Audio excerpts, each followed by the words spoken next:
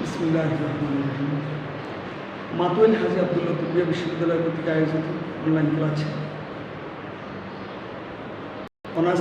Honours Bangla তৃতীয় বর্ষে শিক্ষার্থীদের সুস্বাগত। সাথে আছি আমি প্রভাষক নাজমুল বাংলা মুখী।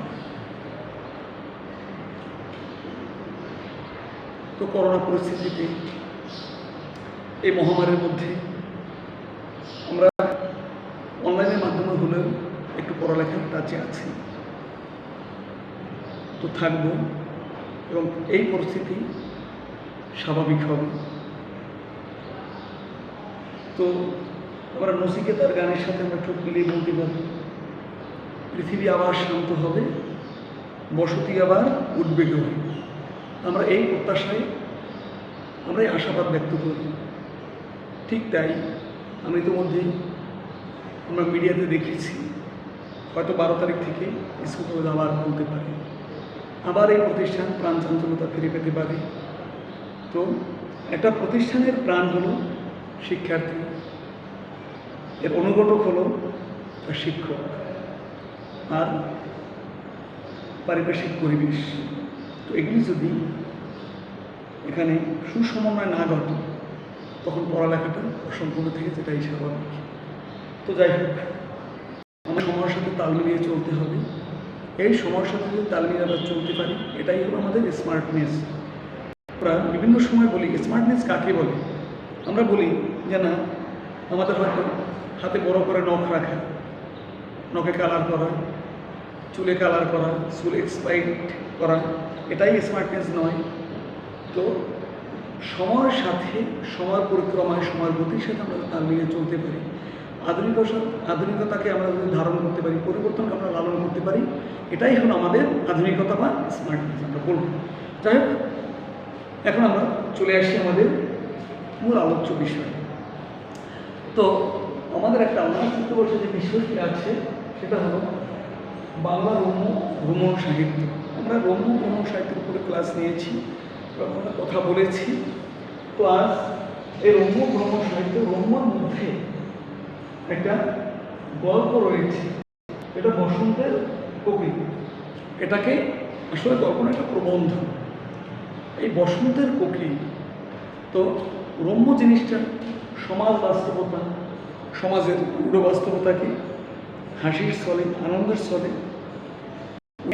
তুলে আনাই হলো রম্যের প্রধান লক্ষ্য বা বিষয়বস্তু। এখানে আমরা দেখি বসন্তের কোকিল। তো ঋতুচক্রে বসন্তটা কি একটা সুন্দর একটা ঋতু, বা এই বসন্ত যখন প্রকৃতিতে বিরাজ করে তখন মানব মনে তথা প্রকৃতিতে একটা আনন্দের ঘনঘটা বয়ে যায়, একটা সারা পড়ে যায়। গাছে গাছে ফুল ফোটে, ফুল ধরে, ফল হয়। তো এই অর্থাৎ আনন্দের হাট বা চাঁদের হাট বসে প্রকৃতিতে। তো তখন দেখা গেল যে মানব মনে আনন্দের সঞ্চার ঘটে। শুধু মানব মন নয়, প্রকৃতিও এর বাইরে থাকে না। গাছ কি সুন্দর পুষ্পারতি সাজিয়ে রাখে, আমাদেরকে সেই পুষ্প আমাদেরকে সেই নিবেদন করতে সে সদা প্রস্তুত থাকে যে এই আসো আমার কাছে, তোমরা সুশোভিত, তোমাদেরকে সুশোভিত, তোমাদের পরিবেশকে সুশোভিত করার জন্য তোমরা এই উপকরণ, এই অর্ঘ্য নাও।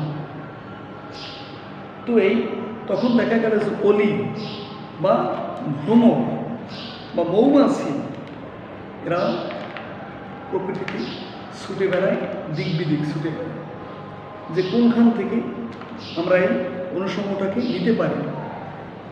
আবার দেখা গেল শুধু যেখানে গেলে কম পাওয়া যাবে সেখানে এই অলি বা ভ্রমর বা এই মৌমাছির আগমনটা কম দেখা যায়। আর যেখানে গেলে এই অনুষঙ্গটা আমরা বেশি নিতে পারি বা বেশি নিতে পারবে তারা, সেখানেই তারা যাচ্ছে।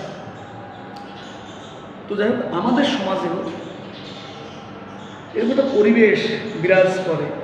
আমাদের সমাজও তার ব্যতিক্রম নয়। এক শ্রেণী ধনিক শ্রেণী বা দাতা শ্রেণী, আর একটা শ্রেণী রয়েছে গ্রহিত। তো এই দাতা শ্রেণী বা যাদের অর্থ প্রাচুর্য রয়েছে তাদেরকে আমরা বলি এই যে বসন্তের অনুষঙ্গ সাজিয়ে তারা বসে আছে। আর এখান থেকে তাদের কাছ থেকে যারা মানে সহযোগিতা নিচ্ছেন, ফল নিচ্ছেন, সুবিধা নিচ্ছেন, সুবিধাভোগী শ্রেণী হল এই কোকিল। তাই কোকিল বলা হচ্ছে বসন্তের কোকিল, অর্থাৎ এই কোকিলের আগমন কখন ঘটে? যখন বসন্ত আসে। এবং প্রকৃতিতে যে 6টা ঋতু, বাংলাদেশে যে 6টা ঋতু আছে তার একটা ঋতু হল বসন্ত, আর বাকি 5টা ঋতু রয়েছে। এই 5টা ঋতুতেই এই কোকিল থাকে নিষ্প্রভ বা ম্রিয়মান থাকে। তারা প্রকৃতিতে থাকলেও তাদের তখন সক্রিয়তা লক্ষ্য করা যায় না। এই বসন্ত আসলেই তারা সক্রিয় হয়ে ওঠে। অর্থাৎ আমাদের সমাজের এক শ্রেণীর লোক আছে যারা সুবিধা নিতে চায়, আমাদের কাছে সুবিধা নেওয়ার জন্য আমাদের পিছনে গুরু করে। যখন আমাদের পরিবারে বা আমাদের কাছে যখন যাদের হাট থাকে তখনই তাদের আগমন ঘটে। এবং দেখা গেল যখন আমাদের আবার রেইনি ডে, ইংলিশের কথা রেইনি ডে বা দুর্দিন আমাদের আসে, এই বর্ষা মৌসুম আসে, বর্ষাকাল আসে, তখন এই কোকিলকে দেখা যাবে না। কারণ কি? তখন কষ্ট, প্রকৃতির কষ্টের গণঘটা, এই কষ্টের পরিবেশে দেখা যাবে না। কিন্তু কোনো যখন দেখা গেল আমাদের পরিবারে বা তোমাদের পরিবারে যখন এই বসন্তের আগমন ঘটে তখন কোকিলের আগমন ঘটবে। তখন দেখা যাবে যে তোমার পাশে বসবে, তোমার ঢাকের কাঠির মতো তোমার মশাইবি করবে, অমুক তমুক এটা বলবে ওটা বলবে। তো এভাবে করে তোমার কাছে সুবিধা নিবে বা আমাদের কাছে সুবিধা নিবে। যখনই সুবিধাটা নেওয়া শেষ তখন এদের আর দেখা যাবে না। যদি আমি বা তুমি কখন আমরা সমস্যায় পতিত হই, যদি তাদের কাছ থেকে কিছু সুবিধা আমরা পাই বা তাদের কোনো খবর দিই, তখন তারা তাদের বিভিন্ন অজুহাত ধরবে, যে বলবে এই ভাই আরে আমি অনেক কাজ নিয়ে ব্যস্ত, দেখো ভাই গত রাতে আমার ছেলেটা অসুস্থ ছিল, আমার ছেলের পেটে ব্যথা, এ কারণে আসতে পারিনি। অর্থাৎ এগুলি তাদের একটা অজুহাত। এই অজুহাত দিয়ে তারা এই কাজটাকে তারা ফাঁকি দিয়ে, দায়িত্বটাকে ফাঁকি দিতে এড়িয়ে যাওয়ার চেষ্টা করবে। তো এখন আবার কেউ বলে বেড়াবে যে গত রাতে সেই আমার মেয়ের বাড়ি থেকে একটা খবর এলো, সেখানে যেতে হবে বা এই জন্য খোঁজখবর নিতে পারিনি। এখন বর্তমান যুগে আমাদের এখানে ফোন রয়েছে, অনেকেই আমরা দেখি যে আমরা ফোনটা পর্যন্ত রিসিভ করছি। আমাদের খেয়াল করতে হবে যে কেউ, আমি এই ফোনটা কিনলাম, এই ফোনটা আমার টাকা দিয়েই কিনেছি, এখন আমার নাম্বারটা অনেকের কাছেই রয়েছে, এখন এই ফোনটা তো অধিকার কিন্তু তাদের রয়েছে, যদিও টাকাটা আমি টাকা দিয়ে ফোনটা কিনেছি, কিন্তু সেই ফোনটার অধিকার সম্পূর্ণ আমার নয়। আমি ইচ্ছে করলে যে বন্ধ করে রাখবো সেটা পারবো না। তো এই যে বসন্তের কোকিল যারা আছে সুবিধা ভোগ করার পরে আমাদের কাছ থেকে দূরে সরে যাচ্ছে, তখন আবার যখন আমাদের আনন্দের দিন আসে বা সুবিধার দিন আসে বা এখানে বসন্তের দিন আসে, তখন আমাদের খেয়াল রাখতে হবে কি আমার সুবিধাভোগী লোক ছিল, কে আমার দুর্দিন। তো এভাবে করে বিবেচনা করে আমাদের দরকার। যা আমরা সমাজে দেখি, সুসময় অনেকেই বন্ধু বটে, অসময় হায় হায় কেউ কারণ নয়।